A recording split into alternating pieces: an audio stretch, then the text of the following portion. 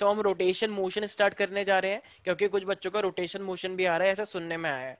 तो मुझे एक बात बताओ भाई, देखो रोटेशन मोशन के नाम से पता लग रहा है कोई भी ऑब्जेक्ट रोटेट कर रहा होगा।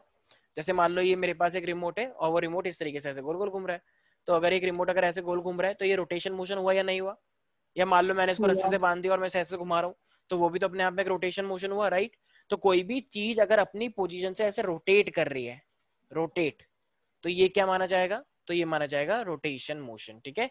इस तरीके से जैसे दो बच्चियां कीकली खेल रही हैं, मान लो आस्था और वैष्णवी मिली कहीं पे, इन्होंने देखा कि कोई देख नहीं रहा, तो कीकली खेलने लग गई, बताओ, गोल गोल घूमने लग गए एक दूसरे का हाथ पकड़ के, तो वो रोटेशन मोशन माना जाएगा, ठीक है। तो देखो अब रोटेशन मोशन के लिए ना हमारे पास दो चीजें ली गई हैं। मुझे एक बात बताओ, जब मैं इस रिमोट को घुमा रहा हूँ, ठीक है, तो जब मैं इस रिमोट को घुमा रहा हूँ तो इस रिमोट के अंदर एक पार्टिकल है या बहुत सारे पार्टिकल्स हैं?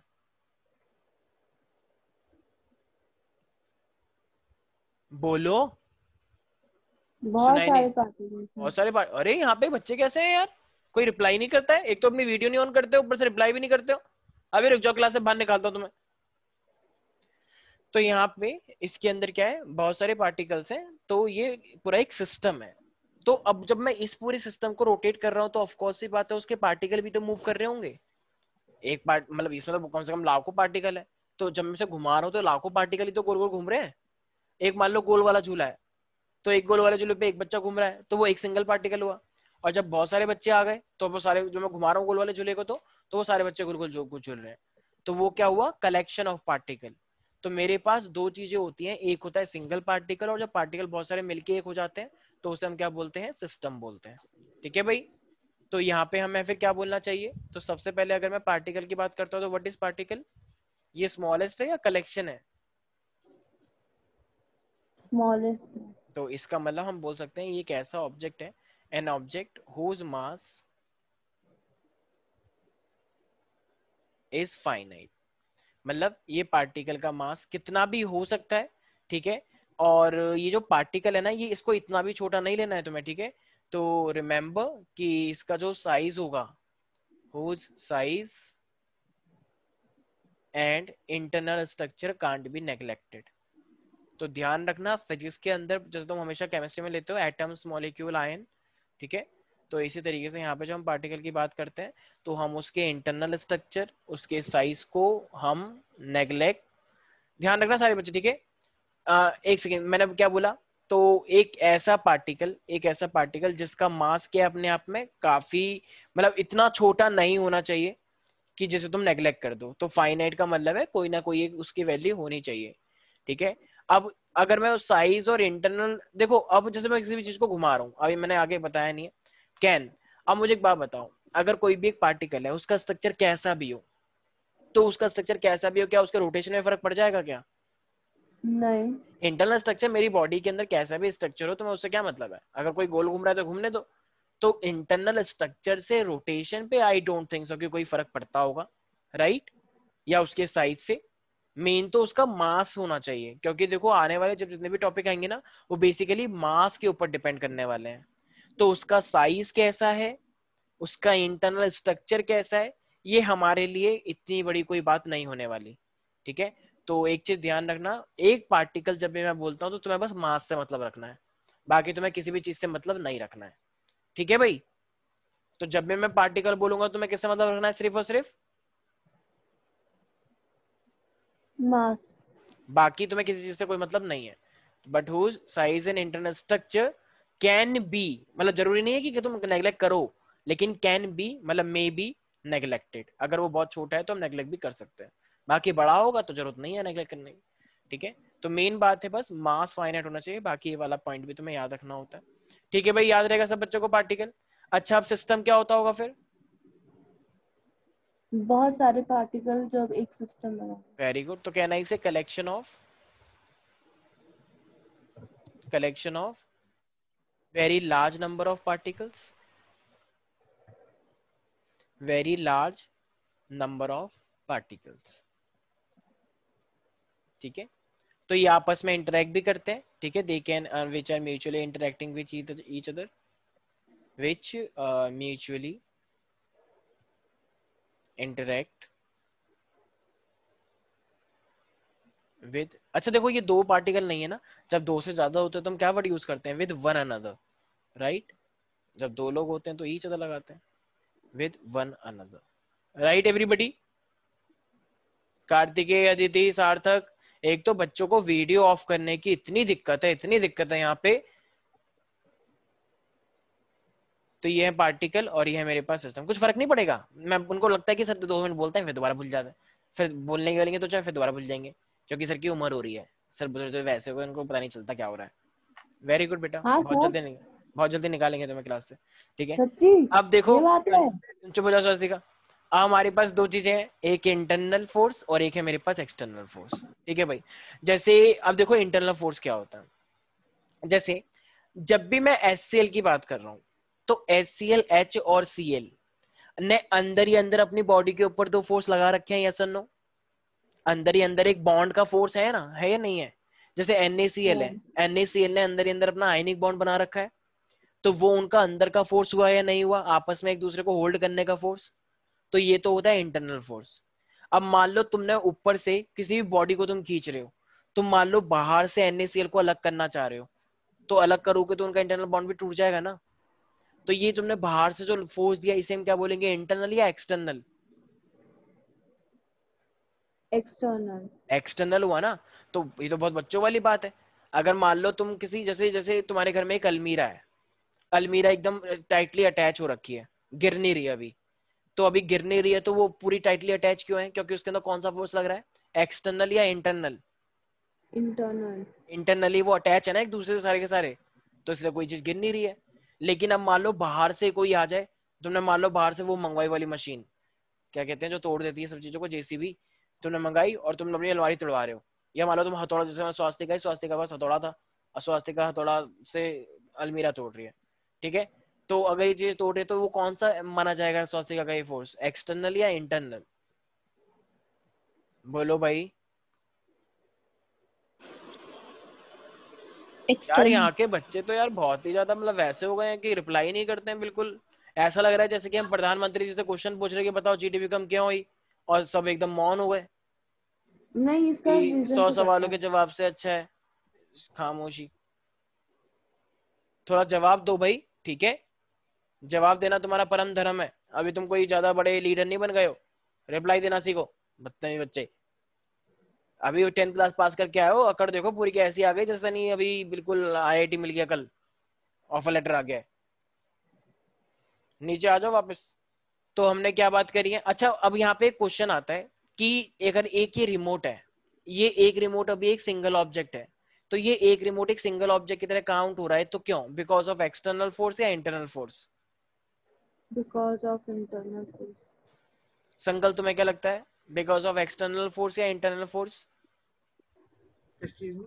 ये रिमोट एक ऑब्जेक्ट है पूरा, ये गिर नहीं रहा, टूट नहीं रहा, तो it is because of external force या internal force. Of course sir, अबे इंटरनल इंटरनल फोर्स। होगा ना। ये चीजें इनके पार्टिकल्स इसके एक अंदर, दूसरे को। इसके अंदर जितने भी पार्टिकल हैं उन्होंने एक दूसरे को होल्ड कर रखा है, तो यस। इंटरनल हुआ ना। और अब मैं अगर इस रिमोट को ऐसे बीच में से तोड़ दूं, तो ये एक्सटर्नल माना जाएगा कि मैंने एक्सटर्नल एजेंसी लगाई है। क्या यार बच्चों वाली बातें समझ नहीं आ रही है तुम्हें, बताओ यार, तभी तक यहाँ पे बच्चे बोल क्यों नहीं रहे हैं। अब समझ में आया बोलते क्यों नहीं यहाँ के बच्चे, क्यों, क्योंकि उनको कुछ पता ही नहीं है क्या हो रहा है। वो आधी अधूरी बात एक एक कान से सुन रहे दूसरे कान से निकल रहा है। Very good. अच्छा सार्थक तुम बताओ, अगर मैं बाहर से कोई एक फोर्स दे रहा हूं, तो बाहर से कोई एजेंसी आ गई, ठीक है, बाहर वाली एजेंसी का यूज कर रहा हूँ और वो फोर्स लगा रही है किसी बॉडी पे, तो वो इंटरनल में काउंट होगा या एक्सटर्नल। सर एक्सटर्नल में। ऑफ कोर्स, ठीक है। बताओ कैसे कैसे क्वेश्चन पूछने पड़ रहे हैं जो डायरेक्टली मेरी मेरी लैंग्वेज में ही वो आंसर था बिल्कुल, क्योंकि तुम्हारा लेवल ऐसा हो गया बच्चों का। कोई अगर ये रिकॉर्डिंग देखेगा ना वो शायद हंसेगा आने वाले टाइम में, जब तुम बड़े हो सर जाओगे तो तुम क्यों बहुत अंडर बड़े, एस्टिमेट कर रहे हैं? ठीक है।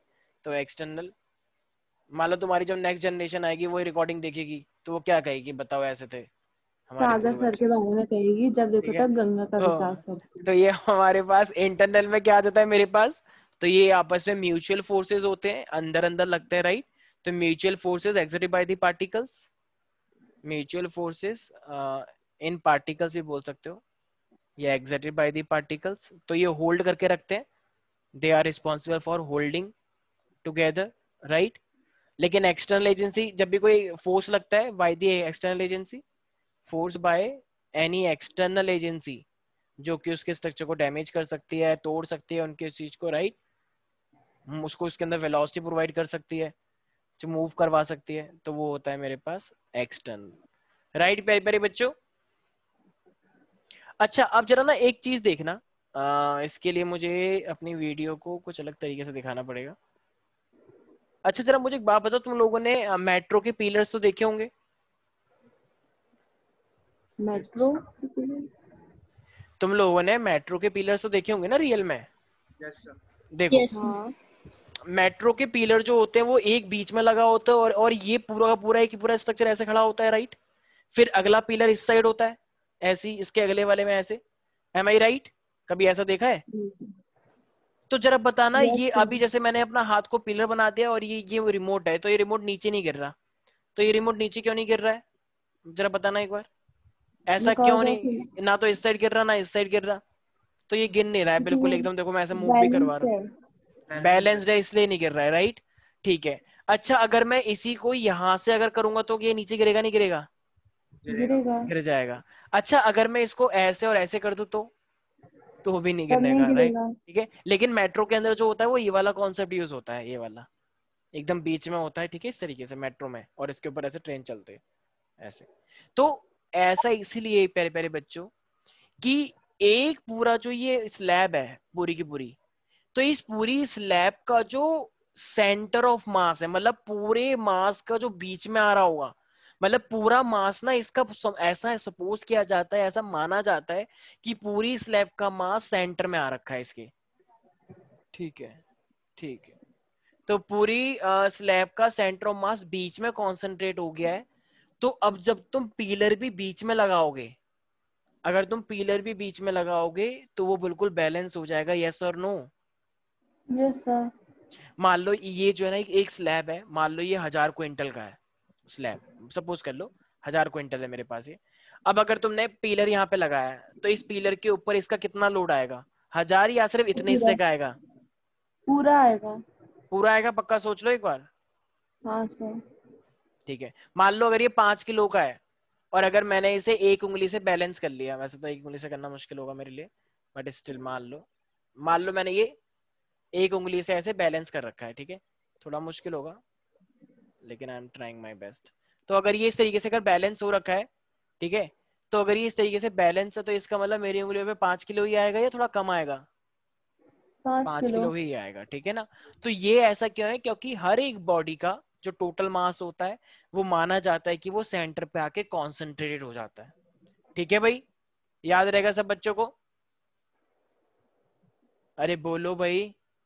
यस ठीक सर। है, तो सारे बच्चे हेडिंग डालें यहाँ से अपना ये मेन टॉपिक है, ठीक है। वैसे तो तुम्हारे सीबीएसई बोर्ड ने यहाँ से काफी सारे टॉपिक हटाए हैं इस चैप्टर से, पैरेलल एक्सिस थ्योरम और परपेंडिकुलर एक्सिस थ्योरम, तो इस चैप्टर में कुछ खास ज्यादा बचा नहीं है, यही इंपॉर्टेंट टॉपिक है, सेंटर ऑफ मास। तो what do you mean by the centre of mass everybody? तो जो भी बॉडी का जो टोटल मास है ऐसा माना जाता है कि वो बीच में आके कॉन्सेंट्रेट हो जाता है, राइट।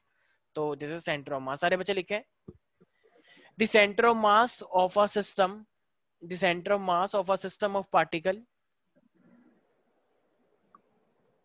आ रहा हूँ तुम करो, of a system of particle is that single point, is that single point,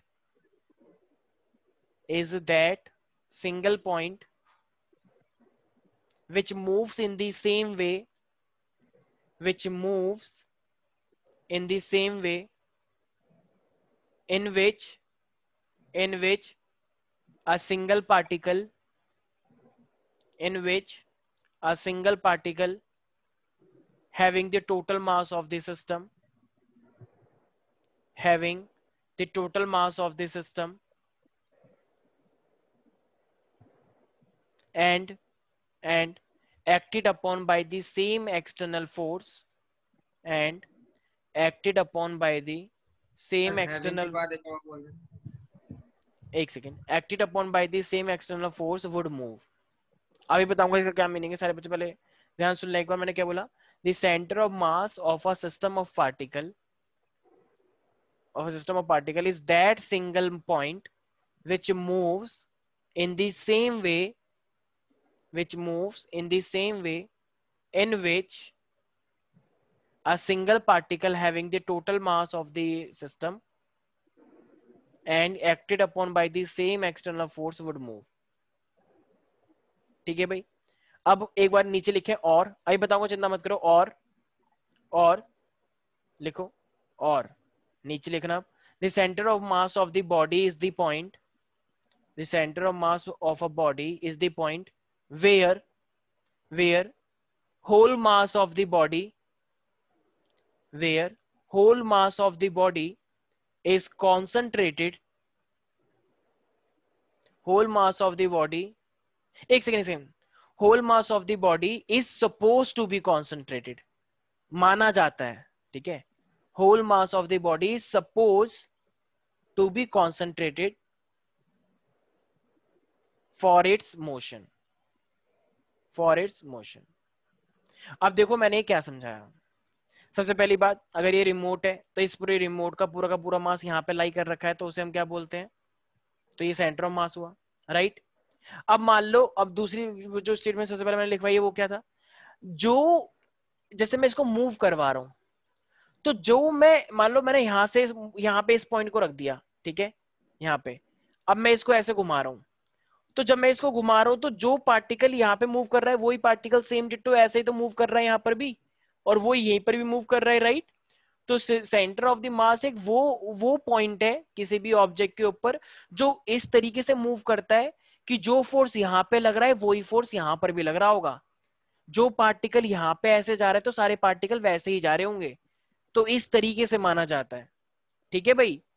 तो सेंटर ऑफ मास क्या होता है, पहली बात तो कि जहां पे पूरा का पूरा मास कॉन्सेंट्रेट हो जाता है एक लैंग्वेज में, और दूसरा वाला मैंने क्या समझाया कि एक ऐसा पॉइंट है और ये पॉइंट भी इस तरीके से मूव होता है जैसे कि एक फोर्स पूरी बॉडी पे जब लगाया जाता है तो जितना फोर्स हर बॉडी पे लग रहा है उतना ही फोर्स इस बॉडी के सेंटर ऑफ मास पे लग रहा है।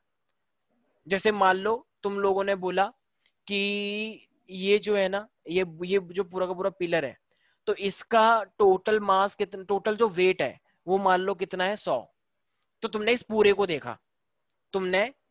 को देखा कि ये पूरा का पूरा 100 है, लेकिन मैंने क्या बोला कि सिर्फ इतने हिस्से का, इस पॉइंट का, मैंने बोला कि सिर्फ इस इतने से पॉइंट का ये 100 है, तो भाई एक ही बात तो हुई, तुम्हारा नजरिया पूरे पे था लेकिन मेरा नजरिया सिर्फ सेंटर ऑफ मास पे था, तो बात तो एक ही हुई ना। अगर एक बच्चे को सेंटर ऑफ मास का टॉपिक नहीं पता तो वो इस पूरे को क्या बोलेगा कि इस पूरे का वेट कितना है, इस पूरे का वेट है 100, और जिसको सेंटर ऑफ मास का टॉपिक पता है वो बोलेगा इसका जो सेंटर ऑफ मास है उसका 100 है, तो सेंटर ऑफ मास का मतलब यही तो हुआ पूरा, सेंटर ऑफ मास इसी का तो निकलेगा पूरे का। M I right everybody? Yes yes तो सेंटर ऑफ मास का मतलब क्या है, उस पूरे की ही बात चल रही है मेरे भाई। जैसे ये अपने आप में तुम देख रहे हो एक प्लेट, अच्छा जहां पे ये स्टिकर लगा हुआ है बीच में, ये तो ये जहां पे तुम ये स्टिकर देख पा रहे हो, ये बताओ ये एक तरह से इस पूरे का सेंटर ऑफ मास को दिखा रहा है या नहीं दिखा रहा है? दिखा रहा है। दिखा रहा है। अगर तुम इसको ठीक यहाँ से पकड़ोगे तो ये नीचे गिर ही नहीं सकता, वहीं से पकड़ा हुआ है, तो इसका मतलब ये अपने आप में क्या, ये सेंटर ऑफ मास पे रखा हुआ है, तो जो सेंटर ऑफ मास के साथ पार्टिकल के साथ हो रहा है वही तो इन सबके साथ भी हो रहा होगा, ऐसा सपोज किया जा रहा है। M I right everybody? Yes sir. तो मैंने अभी क्या बोला कि सेंटर ऑफ मास, अब सारे बच्चे ध्यान से देखना, अभी मैं तुम्हें सिस्टम दिखा रहा हूं या एक पार्टिकल दिखा रहा हूं,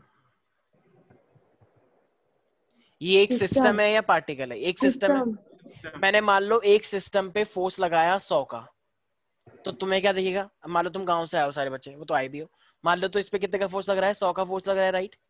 लेकिन जब तुमने इस पे फोर्स लगाया तो मैं क्या देखूंगा, तो मैं करूंगा कि ये सिर्फ ये जो फोर्स लगा है ये एक पार्टिकल पे लगा है सिर्फ, और वही पार्टिकल मान लो क्या था, उसका सेंटर ऑफ मास था। तो अब तुम्हारा सोचना और मेरे सोचने में फर्क आया, ये भी एक तरह से सेम ही है, दोनों बातें सेम है। तुमने पूरे पार्टिकल को मान के चला, मैंने उन पार्टिकल के एक सेंटर ऑफ मास के पार्टिकल को मान के चला, तो दोनों बात एक ही तो हुई, ठीक है। तो इस चीज को लेके चलना है, ठीक है भाई। मान लो तुमने इस पूरे रिमोट को ऐसे पकड़वा दिया कि भाई ये सेफ रहे, तो इस पे कितने का वेट आएगा, जितना वेट इसका है।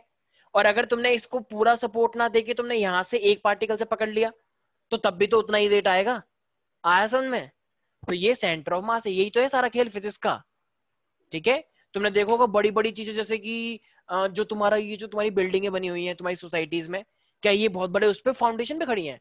फाउंडेशन है, लेकिन ये ज्यादातर पिलर्स पे खड़े हैं ना सब कुछ। देखे पिलर्स बनाए जाते हैं बड़े बड़े गोल गोल, Yes, sir. जो वैसे भी बनते हैं वैसे तो क्यूबॉइडल टाइप के। ठीक है, तो ये पिलर्स बनाए जाते हैं, सारा का सारा लोड पिलर पे दिया जाता है। देखो अभी जैसे ये अभी जो मेरी ये जो तुम देख रहे हो ऊपर, अपने ऊपर की जरा सीलिंग देखो सारे बच्चे, सीलिंग देखो जरा सारे बच्चे, क्या सीलिंग के पूरे में क्या पिलर लगा हुआ है? अगर पूरे में पिलर लग जाएगा तो तुम कहाँ पे आओगे? तो तुम कहाँ पे आओगे जब सारे में पिलर आ जाएगा? तो इसका मतलब जो ये सीलिंग है, जो तुम ये सीलिंग देख रहे हो अपनी, तो यहाँ पे पिलर है, एक वहां पे पिलर है। तो इसका मतलब तो इतनी सीलिंग का वेट कहाँ जा रहा है? इतनी सीलिंग का वेट कहाँ जा रहा है? तो इन यहाँ दोनों पे जा पे। रहा है इस वाले पिलर पे, उतनी सीलिंग का उस वाले पिलर पे जा रहा है। तभी तो ये जो स्पेस हुआ फिर तुम इसको रूम की तरह यूज करोगे ना। आ रहा है कुछ कुछ समझ में क्या कहना चाह रहा हूँ? ठीक है, तो इसका मतलब अगर तुम इसको यहां से पकड़ के यहाँ पे लोड तुमने प्रोवाइड करवा दिया, अब मान लो यहाँ पे तुमने बाउंड्री बना दी, बहुत बड़े लेवल पे सोचो इसे, यहाँ पे तुमने बाउंड्री बना दी। अब बताओ यहाँ पे स्पेस में लोग रह सकते नहीं रह सकते? मान लो ये एक स्टेडियम का प्रोजेक्ट है, सपोज कर लो बहुत बड़े लेवल पे, कि एक ही सीलिंग वॉल बिछाई गई है टेढ़ी सी एकदम अच्छी से एकदम स्टाइल मार रही है देखो, तो बीच में एक पिलर लगा दिया, यहाँ पे शीशे की वो बना दी बाउंड्री, तो लोग इसके अंदर घूम सकते हैं। यहाँ पे भी शीशे की बाउंड्री लगा दी, वो गिरना चाहिए आराम से। ठीक है, तो यहाँ पे भी लगा दी तो लोग घूम सकते हैं ना। इस तरीके से सारे प्रोजेक्ट बनाए जाते हैं। ठीक है भाई, तो सारा खेल मेट्रो प्रोजेक्ट के अंदर, बड़े बड़े स्टेडियम्स के अंदर किसका होता है? सेंटर ऑफ मास का होता है। ठीक है, आ गया गाइस एवरीबॉडी? अच्छा चलो अब एक एक एक गेम खेलते हैं हल्का सा। फिर से। ये एक एक लकड़ी है, फिर से मतलब ये एक लकड़ी है, तो इस लकड़ी को कहां से, मतलब ऑफ कोर्स हम सेंटर ऑफ मास से पकड़ते हैं, इसका सेंटर ऑफ मास कहां पे लाई कर रहा होगा जरा बताओ? सेंटर पे। ऑफ कोर्स ये तो एकदम सिमेट्रिकल स्ट्रक्चर है, तो यहाँ पे तो सेंटर ऑफ मास सेंटर पे ही होगा, तो ये तो पहचानना बड़ा आसान था। M I right everybody? अच्छा अब जरा बताना इसका सेंटर ऑफ मास कहाँ आएगा?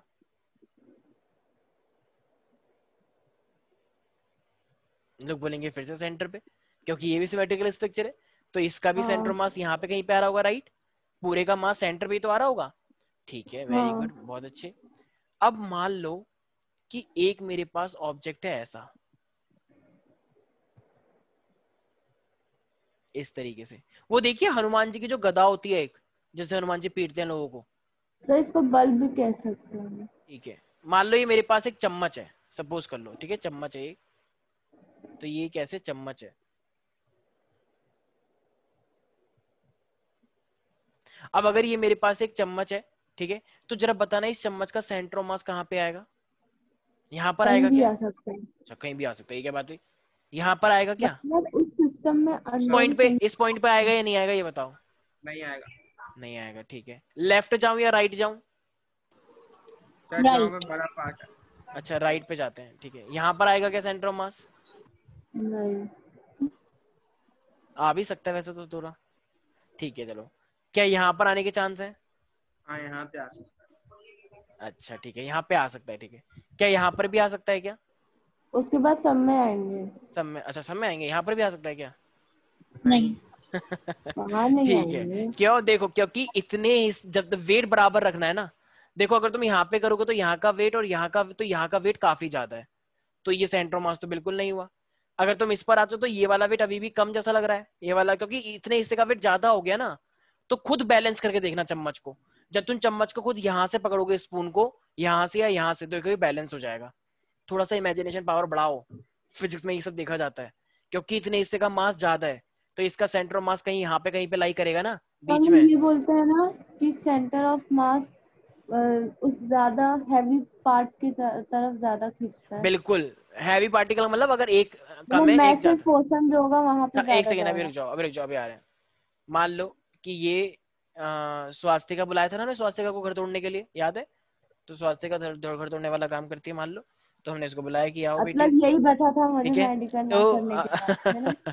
ठीक है, तो ये हथौड़ा लेकर आए कि हाँ भैया क्या तोड़ना है, तो हमने कहा ये थोड़ा सा सीलिंग विलिंग तोड़नी। तो फाइनली हथौड़ा है, तो ये पूछने लगे कि सर आप एक से एक सवाल पूछो। मैंने कहा पूछो। कह रही सर बताओ इसका सेंटर ऑफ मास कहाँ पे? इसको याद आ गया ना पुरानी बातें कि सर पढ़ाया करते थे। तो मैंने कहा देखो अब तो कोई फायदा है नहीं, लेकिन ठीक है तुम प्यार से पूछ रहे हो, तुम बता देंगे। तो ओ बताओ, तो बताओ इसका सेंटर ऑफ मास क्या यहाँ पे आना चाहिए, इस पॉइंट पे। नहीं नहीं क्यों? क्योंकि हथौड़े का लोहा, बेटा ये लकड़ी लग जाए तो कोई दिक्कत नहीं है, और अगर ये हथौड़े का ये लोहे वाला पार्ट लग गया तो बेटा जान निकल यस, तो जाएगी। तो पोर्शन ज्यादा है ना आपका वेट। इसका मतलब यहाँ पे इसका सेंटर मास यहाँ पे लाई नहीं कर रहा। क्या यहाँ नहीं पे लाई कर रहा करेगा। होगा फिर? यहाँ पे, यहाँ पर भी नहीं कर कम सकते। चांसेस लग रहे हैं। क्या यहाँ पर? भाई हाँ खुद कर सोचो, सकते। अरे खुद सोचो, लकड़ी और लोहा, पूरे लोहे का बना होता है वो, तो क्या यहाँ पर भी लाई करने के चांस लग रहे हैं? नहीं नहीं ना, ये एक मटेरियल थोड़ी है, ये तो जब जब सेम मटेरियल होता है पूरा तब होता है यहाँ पे आने के चांस। अब तो वो लोहा है, तो इसका मतलब सेंटर ऑफ मास पक्की बात है कहीं ना कहीं एंटर कर जाएगा अंदर की साइड, क्योंकि ये तो लकड़ी है, लकड़ी का तो कुछ वजन ही नहीं होता। तो इसका मतलब इसका सेंटर ऑफ मास कहीं ना कहीं यहाँ पे आने के चांस लग रहे हैं, इस साइड। एकदम सेंटर पे भी मत बनाना, क्योंकि एकदम सेंटर पे तो तब होता जब ये सिर्फ ये होता लोहा, राइट। अब तुमने यहाँ पे वेट बढ़ाया है, तो यहाँ पे वेट बढ़ाया तो हल्का सा इस साइड शिफ्ट हो जाएगा ना ये सेंटर ऑफ मास, राइट। थोड़ा इस तरीके से इमेजिन करना सीखो, सिमेट्रिकल। जब ये सिर्फ लोहा इतना होता तब इसका सेंटर पे होता, अब अगर ये लकड़ी इतने हिस्से में आ गई है तो इसका भी इस साइड खिसक जाएगा ना इस साइड ऐसे। तो ये है इसका सेंटर ऑफ मास। आ रहा है समझ में कुछ प्यारे प्यारे बच्चों? Yes sir. तो सेंटर ऑफ मास किस तरीके से निकालना है एटलीस्ट एक आइडिया तो लग ही जाएगा ना। लेकिन क्या फिजिक्स में हम आइडिया से चलेंगे? नहीं, फॉर्मूला से आइडिया से? चलेंगे। हमें तो फॉर्मूले के अकॉर्डिंग चलना चाहिए ना, आइडिया से चलने का क्या पता। अच्छा मुझे एक बात बताओ, हर किसी के कोऑर्डिनेट होते हैं? अगर कोई 3 डायमेंशनल स्ट्रक्चर है, हम्म। उसके उसके भी 3 डायमेंशनल कोऑर्डिनेट होंगे ना, कि एक्स पे कितना है, वाई पे कितना है। मान लो ये लोहा, तो ये जो हथौड़ा है तुमने एक्स एक्सिस में रखा हुआ है, तो लोगों ने बोला कि यहाँ से एक्स एक्सिस पे आ रहा है 3 और वाई एक्सिस पे आ रहा है 2, तो इसका मतलब इसके कोऑर्डिनेट हो गए इस पॉइंट के 3 और 2, राइट। यही तो होते हैं भाई, मैथ में पढ़ा होगा ना कोऑर्डिनेट। एक बच्चे कह रहे हैं यस नहीं सर। हमने तो नहीं पढ़ा। यस सर, एक पढ़ा बात, है। ठीक है, बायो वाले बच्चों ने भी पढ़ा है तो फिर तो सबने पढ़ लिया, ठीक है, वेरी गुड। तो देखो अरे इसी तरीके, अरे मैं तारीफ कर रहा हूँ। तो इसका मतलब अगर मुझे सेंटर ऑफ मास का एक्स कोऑर्डिनेट देखना है, तो ध्यान रखना सारे बच्चे अपना, तुम्हें ना 2 सिस्टम के पार्टिकल दिए जाएंगे। मान लो एक पार्टिकल ये है इस तरीके से, और मान लो एक पार्टिकल ये है, ठीक है। तुम्हें इसका सेंटर ऑफ मास यहाँ पे बीच में दे रखा है, तो तुम्हें क्या याद रखना है, मान लो ये मेरे पास है m1, ये मेरे पास है m2, ठीक है। और तुम्हें ना इसका डिस्टेंस दे रखा है x1 और x2। सपोज कर लो तुम्हें ये जो पार्टिकल है ना, तुम्हें इसका डिस्टेंस दे रखा है। तो डिस्टेंस मेरे पास क्या है, x1 और x2 तुम्हें इस तरीके से दे रखा है, मान लो एक x1 एक x2। तो हमेशा जो सेंटर ऑफ मास निकलता है तो वो कैसे निकलेगा? अगर x का कोऑर्डिनेट निकालना है तो क्या करोगे, m1 x1 plus m2 M2 x2 X2 divide by upon m1 M1 plus plus m2। M2। मतलब तुम्हें m1 का ना, उसने क्वेश्चन में ही दे रखा है कि इसका x1 आपको ये दे रखा है x1, और ये आपको यहाँ पे दे रखा है x2, ठीक है। तो ये x का कोऑर्डिनेट निकल जाएगा, इसका मास m1 m2 दे रखा है। अब मान लो तुम्हें इसका y1 भी दे रखा है, मान लो ये है मेरे पास y2 और ये है मेरे पास y1, ठीक है, m1 का मास। तो फिर y का कैसे निकलेगा, y वाला पॉइंट, तो ये हो M1 जाएगा Y1 m1, plus M2 Y2 upon M1 plus M2। Very good, m2 y2 upon में m1 प्लस m2। तो ये इस तरीके से हम क्या निकालते हैं, सेंटर ऑफ मास के कोऑर्डिनेट निकालते हैं। तो अगर तुम्हें 2 मास दे रखे हैं, मतलब ये 2 सिस्टम है, मतलब 2 पार्टिकल, एक पार्टिकल ये रहा m1, एक पार्टिकल ये रहा m2, और इसका तुम्हें x1 x2 दे रखा है, मतलब ये कितने डिस्टेंस पे x पे x1 और ये m2 x2, तो ये हो जाएगा m1 x1 प्लस का m2 x divide by m1 plus m2। इस तरीके से y1 के कोऑर्डिनेट दे रखे होंगे तो, ठीक है भाई, समझ में आ गया ये किस तरीके से करना है। अच्छा मान लो अगर ये यही यही सिस्टम अगर इस तरीके से दिया होता, मान लो अब तुम्हें x और y के फॉर्म में नहीं दिया, अब ना तुम्हें मान लो ये इस तरीके से दिया होता कि ये सेंटर से है, मान लो ये सेंटर से दे रखा है r1, और मान लो ये सेंटर से दे रखा है मान लो r2, ठीक है। तो अगर ये 2 बॉडी और ये बीच में डंडा लटका हुआ है ऐसे डंडा, इस डंडे को इग्नोर सा मारो, तो इसका सेंटर ऑफ मास कहाँ पे आना चाहिए? M1 R1 अरे प्लस अरे एक सेकंड, M। एक सेकंड, मैं क्या बोला मेरा ध्यान सुन लो ना। ये अपने आप में एक एकदम। ऑब्जेक्ट है, ये भगवा कलर, ये अपने आप में एक ऑब्जेक्ट है, तो इसका सेंटर ऑफ मास कहाँ आना चाहिए? क्या ना इसे इस पॉइंट पे आना चाहिए, ये बीच में, ये सी यस पॉइंट पे आना सर। चाहिए मान लो, राइट। ये ए है, ये बी है, ये सी है, तो सेंटर ऑफ मास कहाँ पे आएगा इसका? अरे डंबल देखा है कभी जिंदगी में, डंबल? हाँ, डंबल को बीच में से पकड़ते हो या एंड से पकड़ते हो? बीच से। बीच में से ऐसे करते हैं ना, क्यों? क्योंकि सेंटर ऑफ मास को वहीं पर ही तो लाई कर रहा है, तो बीच में से पकड़ते हैं। कभी किसको देखा है एंड से पकड़ते हुए? बच्चे पकड़ते हैं एंड से, बीच में से पकड़ते हैं वरना यूजुअली लोग, क्यों? क्योंकि उसका सेंटर ऑफ मास वहीं पर तो लाई कर रहा है। Guys M I right? Yes. अब अगर ये तुमसे इस पार्टिकल का सेंटर ऑफ मास पूछ रहा है कि बताओ ए और बी का सेंटर ऑफ मास कहाँ पे आएगा, अब तुम्हें x1 और y1 तो दे नहीं रखा। जब तुम्हें x1 y1 नहीं दे रखा है तो अब सेंटर ऑफ मास कैसे आना चाहिए? कोई आइडिया लगा सकता है?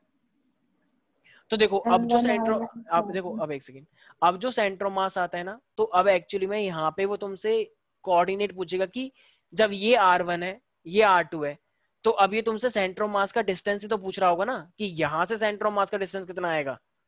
तो मान लो ये R है, तो ये R कैसे निकल के आएगा भाई? ये भी तो डिस्टेंस है x, ये भी तो y भी तो डिस्टेंस है, तो उस टाइम m के टर्म्स में निकला।